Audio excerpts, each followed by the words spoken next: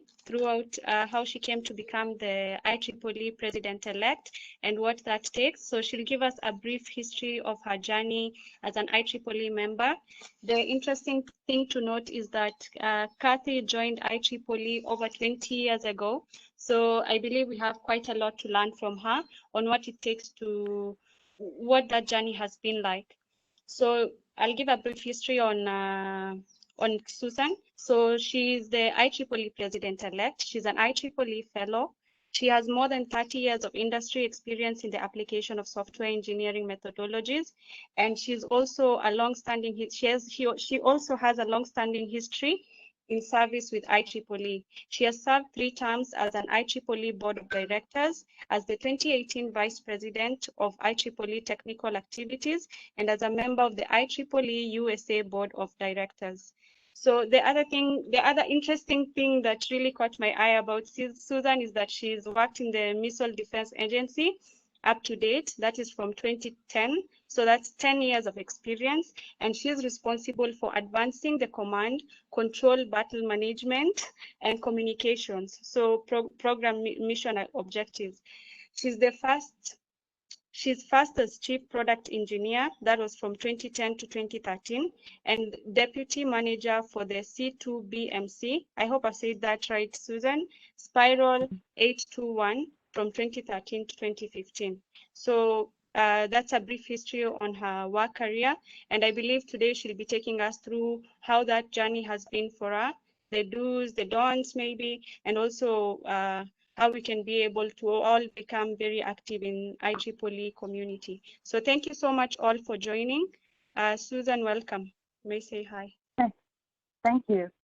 Thanks. So yeah, I appreciate the invitation to speak today. I'd like to give a special thank you to Kathinji Muriungi, the chair of the YP Kenya section, for the invitation to speak and his efforts to support this virtual event. It has been a challenging past year with COVID-19, and I hope everyone stays safe as we hopefully see the end of this coming soon. Hello, Susan. Yes? Sorry, your voice is a bit low. Okay. I don't know if the others can hear well. All right, I'll speak louder. Is that better? Maybe. Can you hear me now? Yes, a bit better. Okay. Kithinji or Awatila, if you're able to hear me, maybe it's from my end, the low volume. All right. I'm not using my computer. I'm using my cell phone because it's usually a better connection through WebEx. Okay. So I think I think the voice is better now. We can work with that. Okay. All right. I'll try to speak more loudly. All right. But thank you for the invitation to speak today. So I wanted to, since I'm going to talk about my personal journey, I wanted to, when I define a talk or give a talk a title, I always think about the titles carefully. So I wanted to start with a definition of what a journey means. It's traveling from one place to another, usually taking a rather long time, or a passage or progress from one stage to another. And so that's really what I'm going to talk about, is my passage or progress when I began with IEEE and where I am now. And then at the bottom of the slide, what I'm really talking about here is sort of personal success. And that's what I'm going to talk to you all today as YPs. You won't get there by accident or without effort. I talk to a lot of students and YPs, and they're all very excited. I remember when I was in my 20s, which is when I found IEEE, you know, it's very energetic. I'm still energetic, but, you know, you have to I look back, and I think of all the effort and energy I've put into IEEE and my career over the years, and it really makes me tired to think about it. But you have to put in a lot of effort. You have to make good choices. You have to surround yourself with excellence. That's why IEEE is very important. And then you're likely to have a successful journey.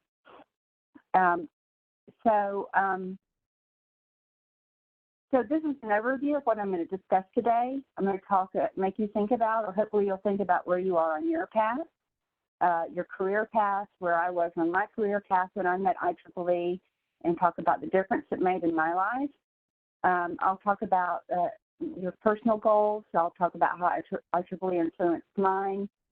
Hopefully, I'll get you to think about where you want to go in your career, where I'll talk about where I was in my career and where I ended up.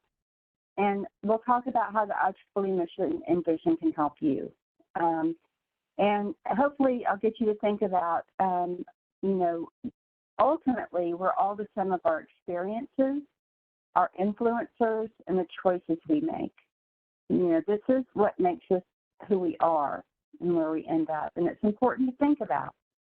Think about who you're surrounding yourself with, who your influences are, and the choices you're making.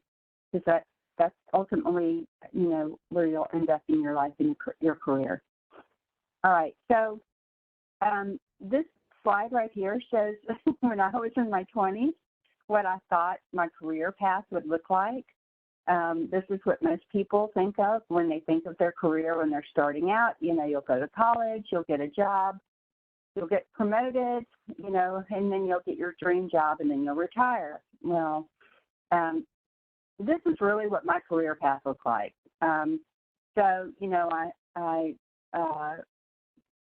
It didn't work out the way I thought, especially if you're in technology. You really don't sort of stay with one job. So I finished college, and then I went back to school, and then I changed jobs really pretty much every 3 years because when you're in software, I'm not an engineer, I'm in computer science, and the programs usually last, 2 to 3 years.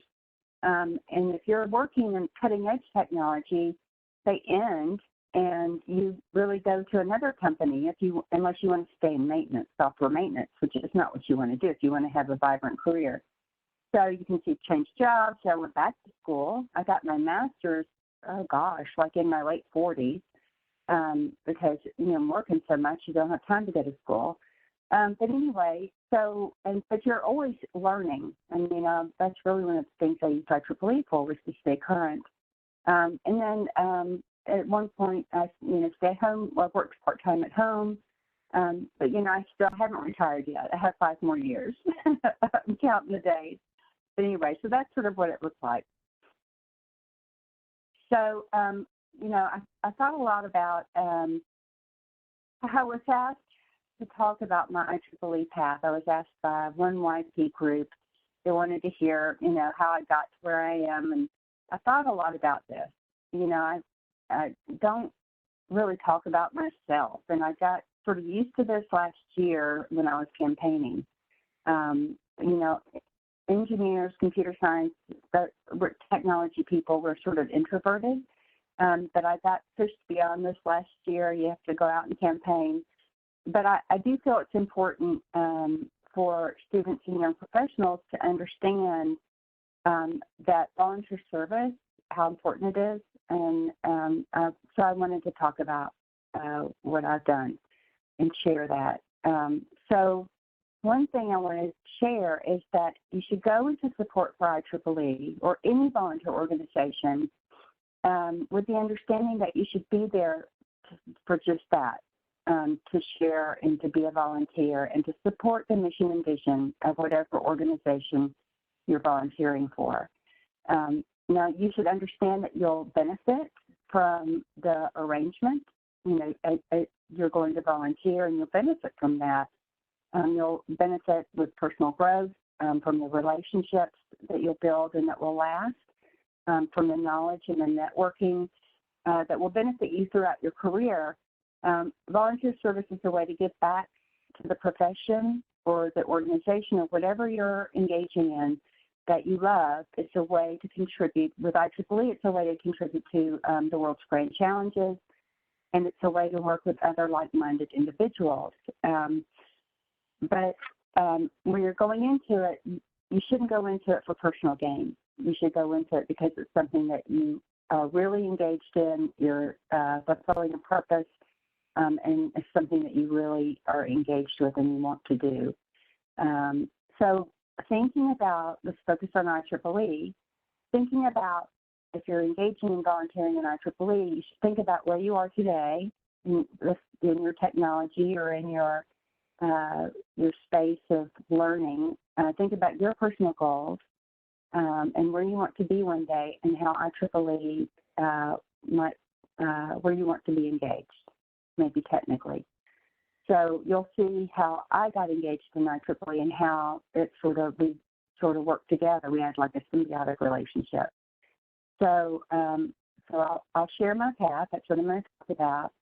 And as incoming president and CEO, you'll see where I began and how it was sort of a natural progression. And that's really the best way and how it should be. All right. So when did I become involved in IEEE and meet IEEE? So I was in my late 20s. I think I was like 28. My husband and I lived and worked in California. I live and work in Alabama in the United States right now at Redstone Arsenal. That's where missile defense is located, the main part of missile defense for the U.S. And when I met IEEE, I was working at a place called Eglin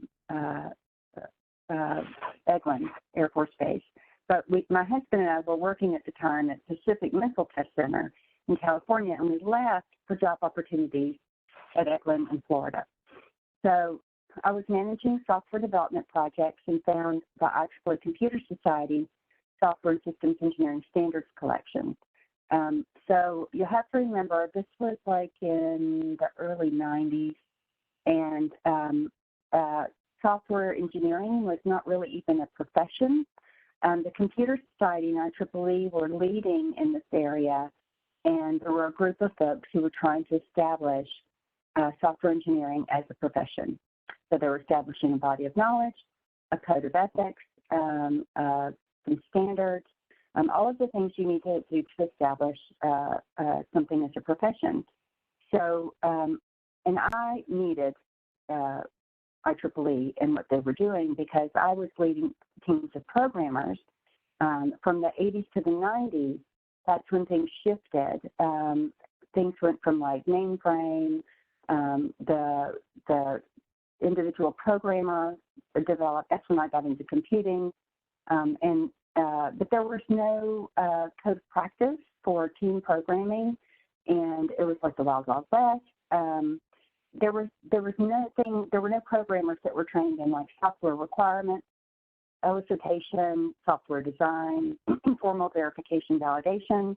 Lots of people could code, but they didn't understand the basics of the software engineering fundamentals or engineering principles.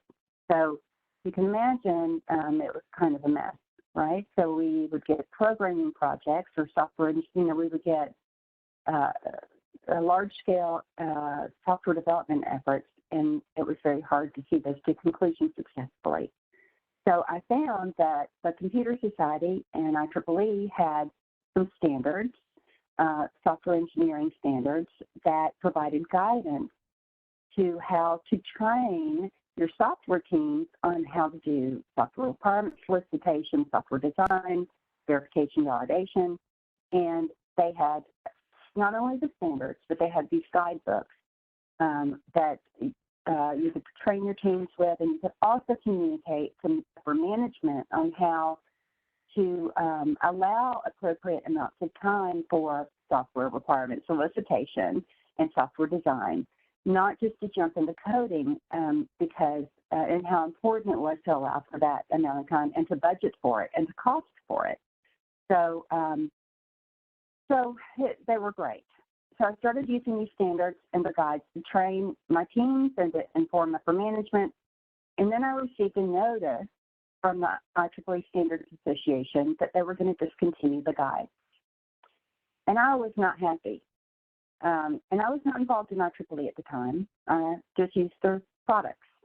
So, but there was an individual at my company who was an IEEE fellow. Now, my perspective of IEEE at the time was that they were this ivory tower. They were only for electrical engineers. They had these good products that I was using, but that they were not approachable. They were not for somebody from industry. They were mostly academics. This was my perception. They were mostly academics. They were not approachable, and they were certainly not going to listen to me if I complained to them that they were doing something dumb. But I talked to this guy at my company who was an IEEE fellow, and he suggested I get involved. So he challenged me. He said, "You need to go to this conference and tell them what they're doing is not smart." And I said, "Well, they're not going to listen to me. They're not even going to accept my paper if I submit it." And he said, "Yeah, they will." So I submitted a paper to the International Software Systems Engineering Standards Symposium, and it was in Spain or somewhere. And they accepted my paper, and I went and I told them, I said, all the big shots that were involved in all this software engineering standards, they were setting the standards, they were getting software engineering established as a profession, I mean, the biggest names ever. And I went to this conference, and I basically told them that what they were doing was not a great thing. So I presented at the symposium in 1991, and said they were making a big mistake by discontinuing the guide. And instead of kicking me out of the conference, they asked me to conduct a series of web-based standards user surveys, and they put me to work. And so I conducted the surveys, and I think these were some of the first web-based surveys that IEEE did, I'd done for a couple of years. And then they asked me to be publicity chair for this conference, which is typical for a young professional, right? You know, you get asked to do all the marketing and all the web stuff, and then, but at the time, publicity chair meant sending out emails and printing off brochures and that kind of thing. So I was sending emails and actually sending things through the Postal Service. And then I was asked to participate in the Computer Society's Software Engineering Standards Working Group. And then this working group is the one that is known as the Software and Systems Engineering Standards Committee. And so I have a story to tell here. So I got invited to be on the Standards Committee, and when you go, you can see on the right hand of the slide, there's all these acronyms, right? CCSC, these are all the Standards Committee for the Computer Society. And at the bottom, the second from the bottom is Software and Systems Engineering Standards Committee, and this is the one I was invited to start with. Well, when you go in the Standards Committee, they talk in numbers.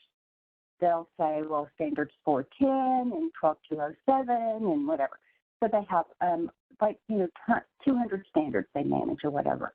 And so I walked in, and the average age of the person on this committee was 60 and up. And I'm 29 or 30 or whatever at the time. And so I sat there, and they were not going to, stop talking in numbers, and they were not going to explain the standards development process, which is, PAR submission and who the PAR chair was or the working group chair was or any of this stuff to me as the new person or the young professional. And so I just kept my mouth shut and I listened. And so what I did when I left that meeting is I went and I read every standard, and I created a spreadsheet, an Excel spreadsheet, and it had the number and the name of the standard and when the PAR was due for renewal, and who the working group chair was, and what I thought of the standard. If it was good, if it needed a revision, or what, just my comments. So then at the next meeting, I had my computer open, and when they started talking about the standards, somebody would say, well, 410, blah, blah, blah. And I said, well, actually the PAR is due for renewal on this date. Or actually, I think what you mean is this standard, and I wouldn't say it in this, smart aleck way. I would just wait for the right point in the discussion and make my comment. And they thought I was a standards genius. They thought I was the savant in standards. So it was so funny. So anyway, then all of a sudden, I was asked to be secretary of this group, because you're always asked to be secretary, right, if you're a woman. So then, well, I'm sorry, that's the way it was then. So then, so then I was asked to be VP of Standards. So VP of Standards is on the right hand of the side of the slide. You see all the groups. They're all of the standards activities. So I was VP of Standards for the Computer Society, but all of the standards groups were warring with each other. They were mad at IEEE, SA. They were all mad at each other, and half the groups weren't coming to the meetings. So I told everybody I would pay their way. I had a budget if they would come to the meetings. And then I'm from the South in the United States, and we have this saying, the Southern United States have all these sayings, and one of them is bless your heart. So what we say in the South is you can say something bad about somebody, but you can follow it up with bless your heart. So remember, I'm still young. I think I was about like 32 at the time. So I said, at the first standards meeting, and I had somebody primed to go first. I had talked to somebody at the group that I was friends with, and I primed them to go first. Now, if we're going to clear the air, with all of these, I understand that people are upset, and they're upset with SA, and they're upset with each other, and so we're going to clear the air. In the South, we have a saying that if you are upset with somebody, you can clear the air, but you have to say bless your heart when you're done. Like, here's an example. Mary Jo's baby sure is ugly, bless his heart. Now, you can say whatever. So, that was really a terrible example, but you get the idea. So, let's say the Software and Systems Engineering Standards Committee guy went first, and he said, well, the desk chair, is co-opting one of our standards, and they did this at the last meeting, bless their heart. And everybody laughed, but they cleared the air. And then somebody else went next, and they said, bless their heart. And it was funny because it was all these men, and they were using this, technique, and I was forcing them to do it, but they all cleared the air, and then we started working on solutions on how to make it all work together, and my analogy was that we had one big pie, and everybody could have a slice of the pie. There was enough pie to go around. So what's funny about this, though, is we were at an awards ceremony a couple of years later, and the Software and Systems Engineering Standards Committee standards chair, was sitting between, I had brought a friend from the South with me, and he thought I was just this genius meeting, that I had used some kind of trick to get everybody to open up and work together. And that we really didn't have that saying in the South. And we were at this awards award ceremony a couple of years later, and I brought a friend of mine who's much more Southern than I am. She's really Southern. And so he was sitting between us at this awards meeting, and this man who couldn't speak very good English got up to the microphone, and he was accepting his award. And he was just amazing, super genius, wonderful, but not very good English. And so he got up there and he was accepting his award. And my friend goes, she goes, he's just brilliant, but his English is just not that good. Bless his heart. And my friend, the guy who was the standards chair, had just taken a gulp of wine, and it was real quiet in the room because everybody was trying to listen. And he spewed the wine all over the table. It was just horrible, but really funny. And so that's you have to be careful about and let people know that you're not a meeting genius or whatever, that people really do. It's not I don't take credit for meeting techniques. You just are, be who you are, be consistent, be who you are, bring your culture with you through IEEE. But that's just a funny story I always tell, and I guess I'm still the same consistent person that I was in my 30s. But I thought I'd share that funny story from the standard stuff. But anyway, so I was vice president of standards. And then from there, was vice president of conferences. And one of the things that I did in there was Computer Society was losing $1 million a year in conference revenue. And so I've taken a couple of jobs throughout my IEEE career that I thought would always be my last job. that I never thought that I would sort of enter the halls of IEEE again, and this was one of them. So I took this job. They were losing $1 million in revenue a year, and this was before anything was automated in IEEE. All the conference business was done on paper forms. So I did an audit. 3 years, I asked for all the past forms. They were called TMRF forms. And I love Excel. I put everything in an Excel spreadsheet and looked at where the money was going. And I'll use an example of a $100,000 conference. The way it was done is they had a social budget and a technical budget for a conference. And there were people that were doing things correctly, and then conferences that were doing things not so correctly. And some of the bad behaviors were like a conference that had a $70,000 social budget and a $30,000 technical budget. For an organization like IEEE, that's a bad behavior. So, so I mapped everything out and then started looking at, what kind of behavior do you want to drive, and how do you set up a business model for conferences that drives the behavior that you want to have. So change the business model for conferences so that it was one budget and not a surplus. They had a surplus model, not a surplus model, but a 15% admin fee. And then had to go out and communicate that. And while we were doing that to all the conference organizers in the Computer Society within a year, because you only have a year to kind of do something in IEEE, and was successful in getting that through and accomplished, and then getting elected the next year to president, which was just mind-boggling to me, that I could make people, or get people to understand that it was the right thing to do for IEEE and the Computer Society, that you can't lose money, that being a nonprofit doesn't mean you don't make a profit. It's how you spend that profit that means you're a nonprofit.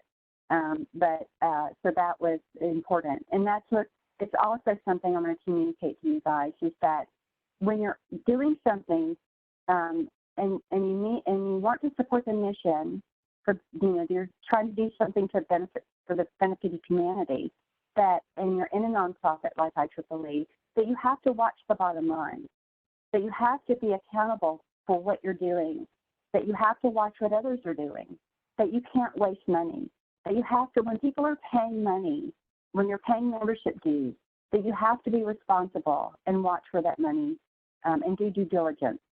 And if you do the right thing, that, I guess people will recognize you're doing the right thing.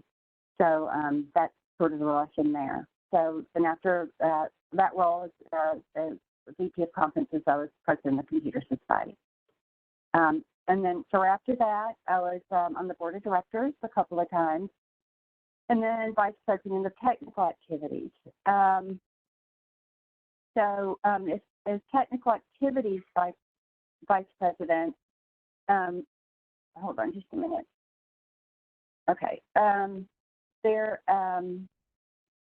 So technical activities vice president is under the structure of, so you'll see here's the structure of IEEE, right? And I put the members at the top, and you should always remember as a volunteer that you're accountable to the membership.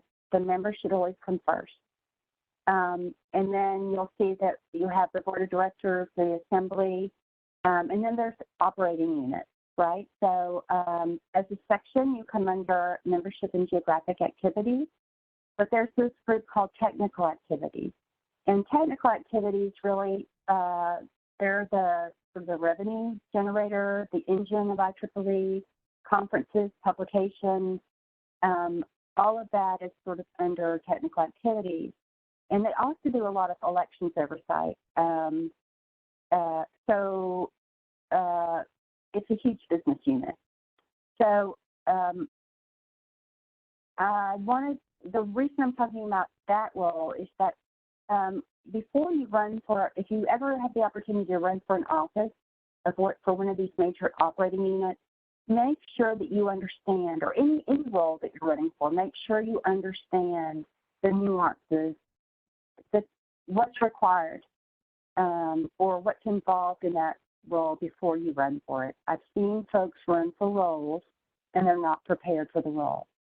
They're not doing themselves any favors, and they're not doing the role any favor, and they're not doing the members any favors when they run for a role they're not prepared for. So I'll tell you, I was asked for 5 years in a row to run for CAB VP before I ran for it. What I did is I made sure that I was qualified before I ran, which meant that I was on, there are lots of major committees and technical activities like finance, society and council review, technical management committee. They're major committees. And I made sure that I was on those committees and I understood how technical activities functioned, how the societies and councils, who they were, what they were like. I knew what the Computer Society was like and some of the councils because I was on the member, but I had to understand the nuances of technical activities before I felt like I was qualified to be vice president. It was important. But it was still a very challenging year. Technical activities was a huge beast of an operating unit, and I'm glad I prepared myself for that role. Be sure that if you run for an office, that you that you commit yourself and that you have specific things you want to accomplish. If you do that, then you'll be successful, and then it'll prepare you for the next role. But don't just run for a role to put it on your CV. And one thing I want to point out is that I have, when you run for one of these roles, it's very confusing. The tab, MGA, IEEE nominations, it's very confusing. So I put together something called the decoder, and I've sent that to your section, and it'll be available to you. So if you do, I do encourage you to apply for MGA, technical activities, IEEE offices. Look at the qualifications very carefully, and then look and see if there's subcommittees below the committees that you might want to apply for. It's very competitive. Some of these offices get 250 applications. If you ever want me to look at your nominations form before you submit it, I'll happily do that for you. But at least have somebody vet your nominations form for you, if not me, somebody else, before you submit it. But you do have the decoder. I've sent that in. So what were my personal goals when I was first starting out? So initially, I just think I wanted to make it through that first conference. I didn't want to get booed off the stage. And I was very nervous. When I first started public speaking, I was super scared. And I always tell people, you can be scared and you can be nervous. And it's okay to be nervous, but being scared is not a good thing. It's paralyzing, and I used to get really scared.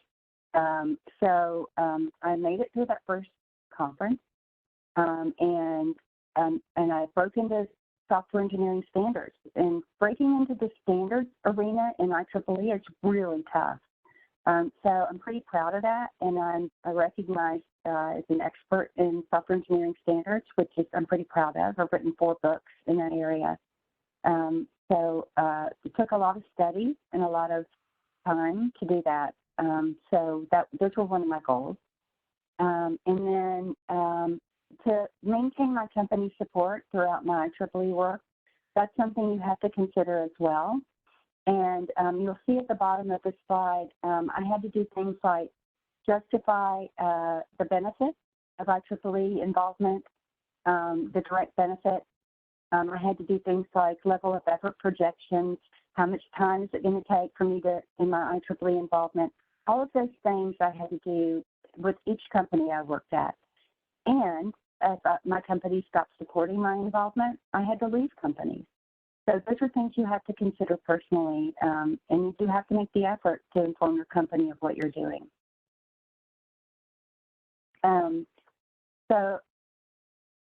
Okay, so that's that. Okay, so here's some examples of some personal goals that you might set for yourself, right? So you might just want to gain a new skill. You might want to become an expert in something.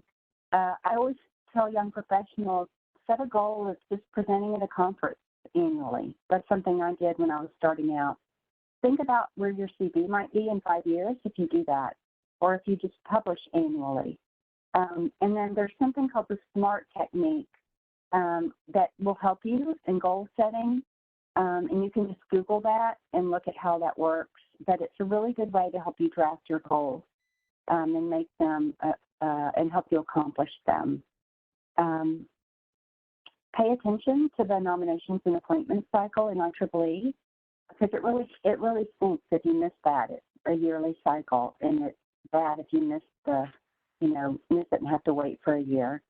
And again, look at the requirements carefully for each appointment, and don't get upset if you don't get it. Just keep trying. If they are very competitive. Check with someone who is serving in a position. Talk to the chairs, and also there's nothing. You can always sit in on a meeting. You can observe meetings. Especially, they love to have young professionals. A lot of these committees are looking for young professionals to appoint or to sit in and mentor. So you can contact the chairs of different committees, especially now that everything's virtual, and ask them, say you're interested in their committee and you want to just observe. And I'm sure they'll let you do that. So you can contact the chairs of the committees and just ask them if you can observe. And that's a good way to get experience. So how did IEEE influence my career and personal goals? So I can tell you without question that the technical information I gained from IEEE Computer Society and the IEEE Standards Association throughout my volunteer work placed me in front of my work colleagues. I was promoted earlier. I got better assignments and better raises. But I had to tell my company about what I was doing. I had to keep them informed. I had to let them know. I had to let them know about IEEE and the standards or the work that I was doing and how it made an impact on my job. So that's important. So employers recognize when you go above and beyond when you're doing things outside of work, and that the excellence that IEEE brings into their organization. But you do have to show them with an occasional benefits briefing. So you do have to do that. If your company doesn't recognize it, you may have to consider moving. It's a shame, but companies that don't recognize the excellence in IEEE, I have found are companies that really I have found have other issues as well. So you need to consider that. IEEE's made me a better manager. My soft skills, my people skills are where they are today because of the practice that I've gotten over the course of many committee meetings and IEEE board meetings. IEEE provides you with a safe environment to make mistakes, to practice and work out your management techniques. So it's a good environment. So this is the members' view of IEEE, and I showed this because I think it really shows the complexities, but pretty simply, of IEEE. So like I was a volunteer with IEEE for 3 years before I joined, because in the Standards Association, you do not have to be a member. Well, you don't have to be a member of IEEE to participate as a volunteer anyway, and we forget that. We always say, join IEEE, join IEEE. But my analogy is if you invited someone, and maybe people don't go to church, but we go to church. So you would never ask somebody to go to church with you, and then the first time they go to church, ask them to join your church. And we do that with IEEE. We say, join IEEE, before they even come to a meeting or at the first meeting. And I was a volunteer in Standards for 3 years before I joined. And the reason is because you don't have to be a member to participate in the working groups.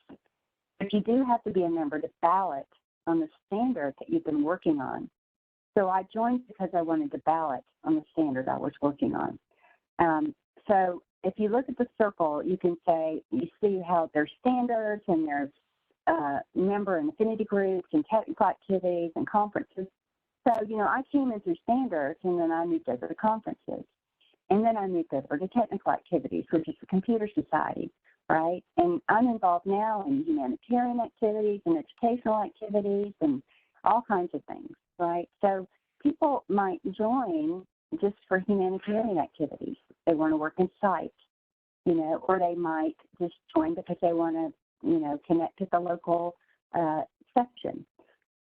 There's lots of different reasons people join IEEE, and we forget that. And we need to, enable what they want to do. But, but lots of people don't realize the full depth and breadth of IEEE. There's a lot of opportunities. And if you're in, if you're in your local section and you find that there may not be an opportunity for you there, you could maybe look over at one of the technical activities, the societies or councils. The councils are free. They don't cost anything to join, and there's tons of leadership opportunities. The societies do cost money, but some are very affordable. Again, more opportunities for leadership. So, again, lots of things to look at across IEEE, lots of things to do. So my point is that each journey within IEEE is unique. Mine was unique, but IEEE is a big organization, and it provides many opportunities for volunteering. It offers the opportunities to give back, all while providing personal benefits, career enrichment, and personal growth.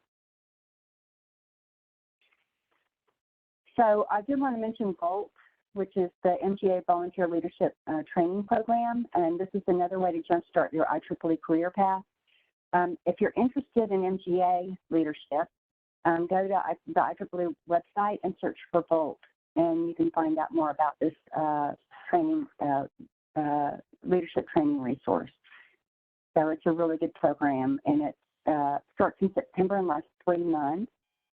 So it's just finished, or there's a segment going on now, but it's a good thing to research it, and you can get on the list for it.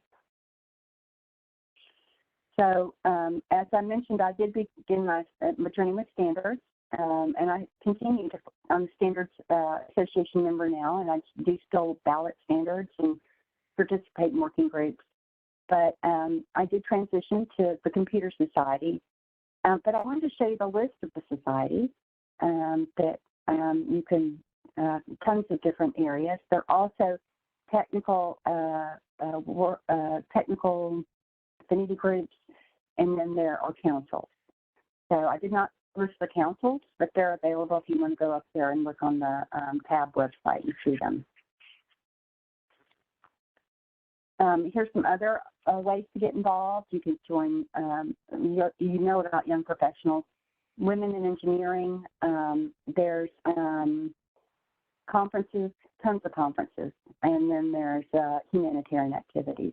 You can also reach out on Collaboratech. If you're not engaged on Collaboratech, you just go to the homepage of IEEE, and there's a little icon on the top right, and you click on that, and you can log into Collaboratech and see what's going on there. Lots of forums, tons of things, people to talk to, but it's a great way to network within IEEE. So my years of IEEE membership have reinforced the relevance and importance of professional associations. It does not just IEEE, but just professional associations. And the significance of being part of a group of people with a shared purpose that goes beyond one's own personal interests and personal and current career, I just don't think can be understated. It's no matter how much effort I put into my volunteer activities with IEEE, I get that tenfold. But if you want to be engaged with IEEE, you have to put forward some effort toward that initial engagement. So I remember my initial conference. You know, it was not a comfortable experience. I was pretty terrified, but it was worth it in the end. I still have friends that I made at that initial conference. They're still my friends today. You know, they were my mentors, but now they're my friends. So I challenge you all listening today to examine your personal journey. You know, where do you want to be in 5 years? Set some goals. Where do you want to be in 10 years? You know, set some goals. When I met IEEE, I was a working mother. I had 2 small children. My children were 2 and 3. They're 17 months apart. I set small goals. I simply wanted to work on the things that mattered to me technically with the software engineering standards. And as I had more free time to contribute as a volunteer, I chose the things, again, that mattered to me. And IEEE had those things, you know, that we aligned, our interests aligned. This is how I set my personal goals, and how you choose to define your path may be different, but you should define your life with purpose. So during my years of service with IEEE, I've had the great pleasure of interacting and supporting students and young professionals. I believe that students and young professionals are the key drivers of tomorrow's innovation and are integral to advancing technology for humanity. Your enthusiasm and sense of camaraderie helps bolster our efforts to build strong partnership and cooperation worldwide. So thank you for your time and attention, and I wish you all the best success in defining your personal journeys. And I know that one day I'll see one of you sitting where I am, and if I can help you in any way, let me know. And I know we have some time. I hope we have time for some Q&A, so I'll stop sharing so I can maybe see the chat, okay?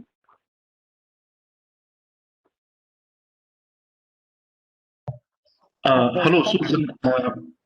My name is Professor Samir. I'm from the Technical University of Kenya, School of Electrical and Electronic Engineering. I was very much delighted with your presentation. I thought it was very well tethered and well annealed to perfection, in my opinion.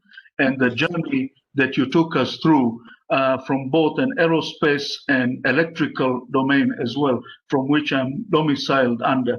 So my concern is we already have a student chapter of IEE at the university, and we wanted to see how we can collaborate, and because we have a Center for Research and Innovation at the Technical University of Kenya, and we do a lot of things on machine learning, artificial intelligence, which are actually what you call constituencies of the fourth industrial revolution. And we wanted to sort of tap into your resources and your talent in the software arena. So that's my only issue on how we can collaborate. Thank you very much.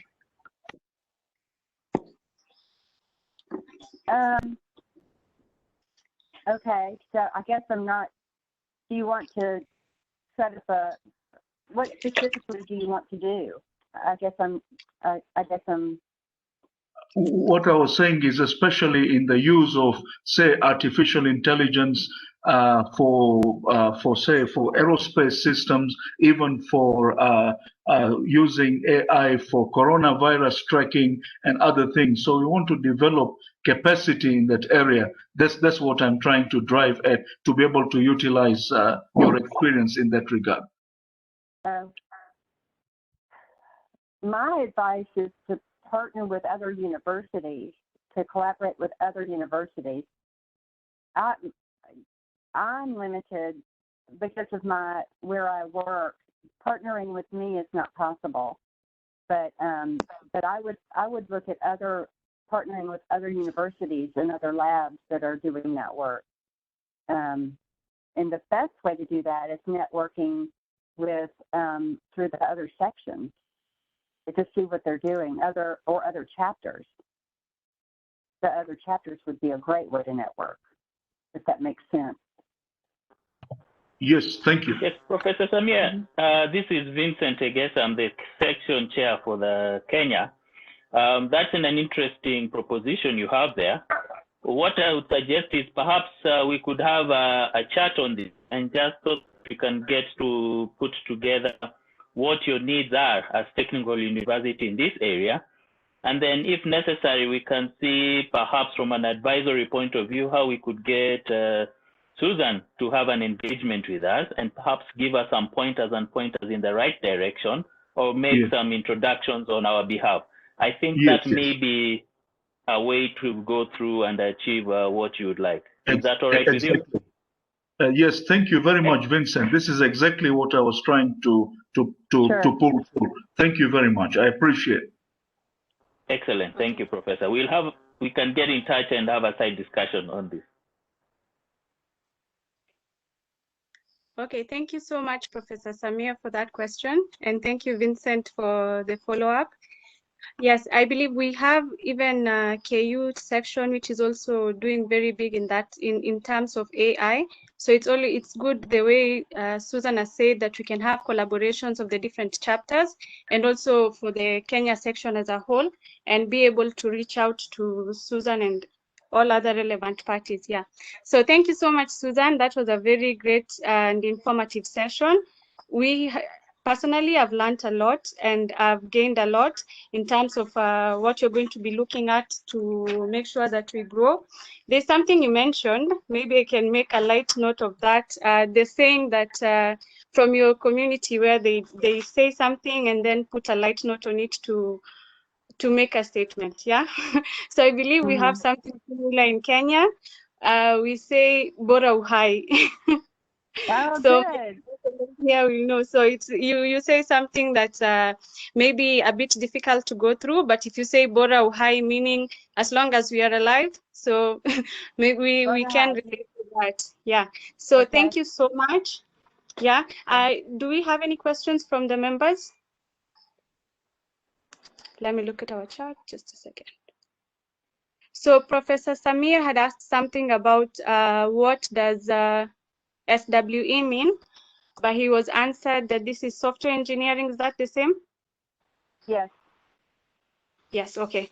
So our Tila saying we can also tap into IEEE distinguished lectures. Yes, the way we've had a session with one of the professors for technical writing, and we are really honored today to have you joining us, the president for IEEE, and Bernard Monica is saying really clear presentation. Now I know more about IEEE. That's very true. So we are really happy, at least the way you've also said in terms of getting in new members, that someone doesn't really have to become a member in order to volunteer with IEEE. Yeah, because most people don't really understand what the benefits. You tell them it's very beneficial, it's going to help you in your career growth.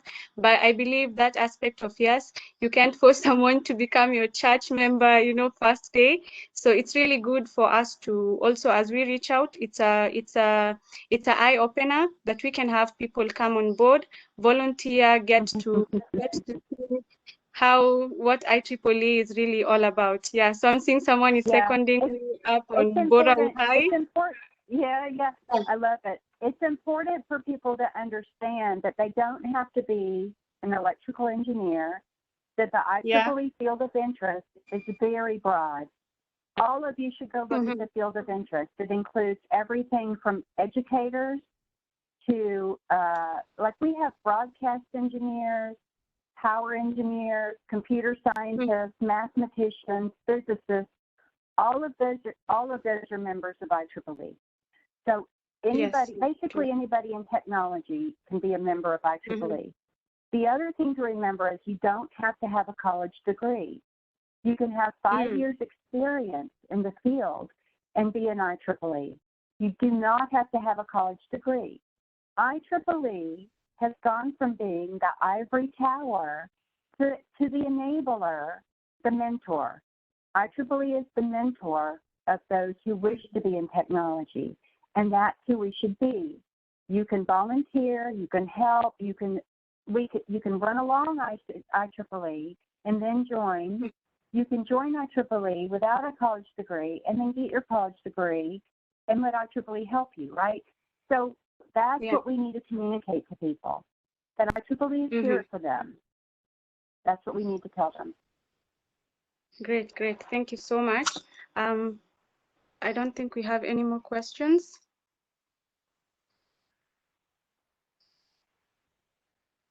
Yeah, I see someone has seconded me on the Bora Uhai. So you can take that home. You've learned a new Swahili Okay. word. Yeah, Bora That's Uhai. right. Yeah. Esther also Yeah. says IEEE is an enabler and mentor. Awesome. That's very true. I can imagine the number of skills I've been able to get just by being on IEEE. You get leadership skills, you get mentorship skills. I mean, the benefits are uncountable, if I may say. So thank you Yeah. so much. Thank Today you. with us, yeah, thank you so much. We have with us Vincent Egesa. He's our chairman for the Kenya section. We also have Kithinji. I believe you've already spoken with Kithinji. He's the chairman for the IEEE YP section. We have with us some of the committee members for IEEE Kenya. That is Lavenda Dunya. I've seen also we have our Tila. I hope I haven't left anyone else out. Yes, those are the committee members we have with us today. So thank you so much all for joining. And we have a lot, I think this is the biggest number we've had so far for any session. Thank you so much. I believe Right. all of the members here today have been able to learn one thing or another, and those are takers we're going to get home. So we'll have Vincent, before we go to Vincent, we'll have Kithinji. Kithinji, are you on board? Yes, Chaltu, I'm here. And let me say thank you very, very, very much, Susan, for joining us. It was really, I was kind of seated somewhere, and then I thought, why is it that we can't have a chat with the president elect?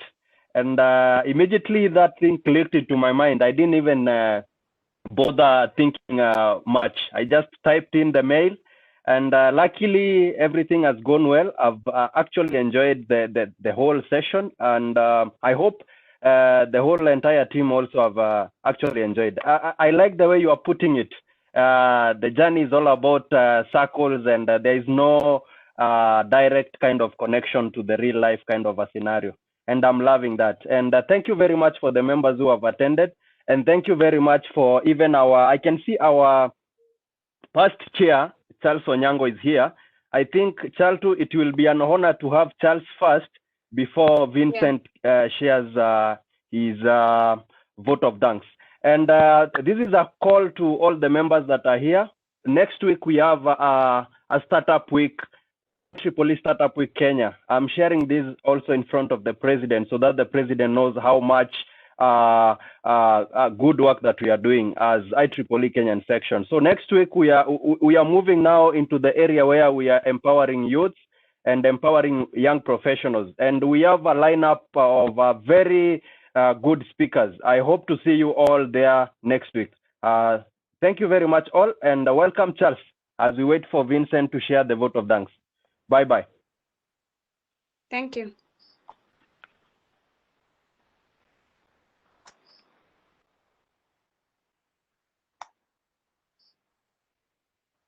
Hello, Charles, can you hear us?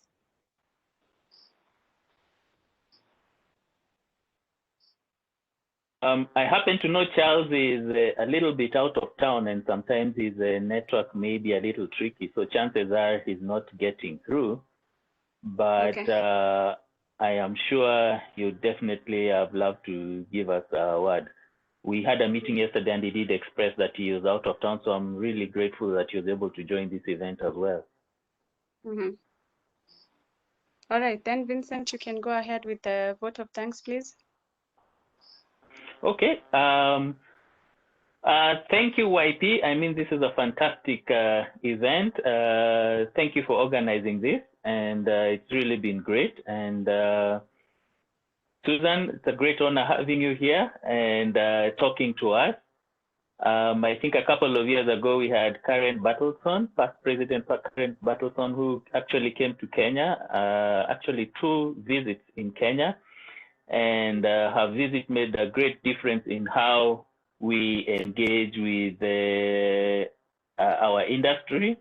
And I think this presentation you've made is really an eye-opener to all of us. And oops, can you still hear me? Yes, we can. Yeah. Excellent. My network is fluctuating a little. So I think the presentation you've made is really great, and I think I love the way you presented it. And just to emphasize to our membership, the value you get out of IEEE is from your volunteering, and if you're genuine in your volunteering, you will get the value you're looking for. And I think some of the value that we're all looking for is that networking, meeting peers, meeting like-minded peers, and engaging in things that are meaningful to us.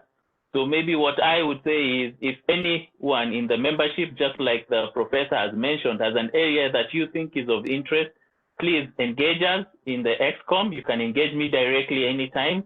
Drop me an email, call me, so that you can get your areas of interest on the map, or have an idea on how to bring your areas of interest to.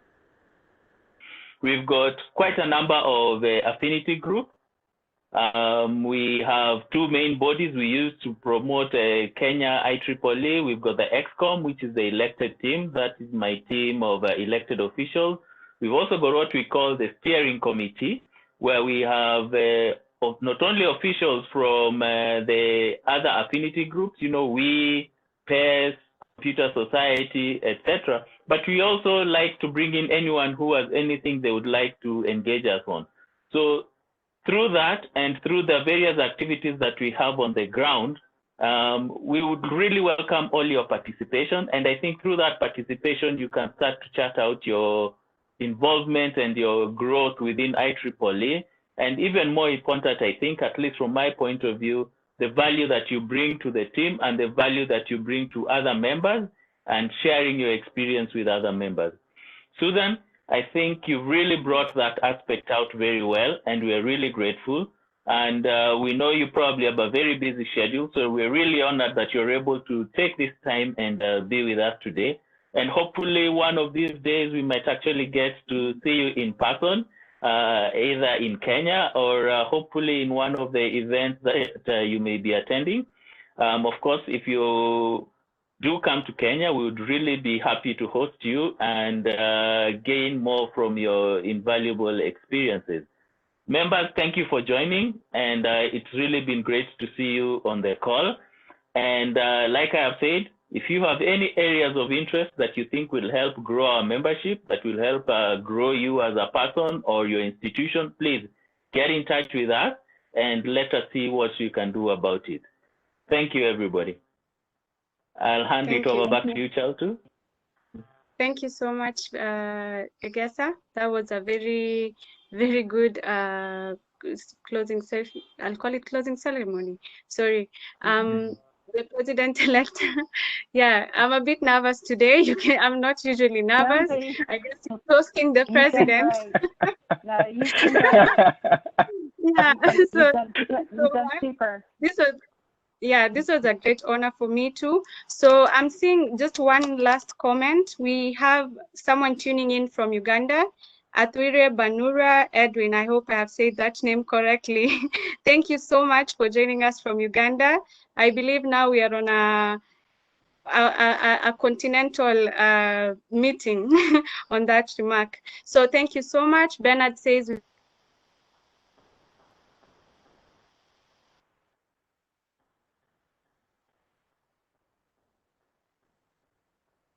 sorry.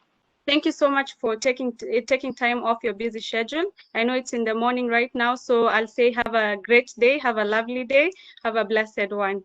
So thank you so much. Bye. All right. Bye, everyone. Bye. Bye, everyone. Oh, bye. Vincent here from Uganda. Bye from Uganda, Vincent. Thank you. Welcome. How are you? Yes, I'm fine, thank you thanks. for joining us. Yes, You're welcome.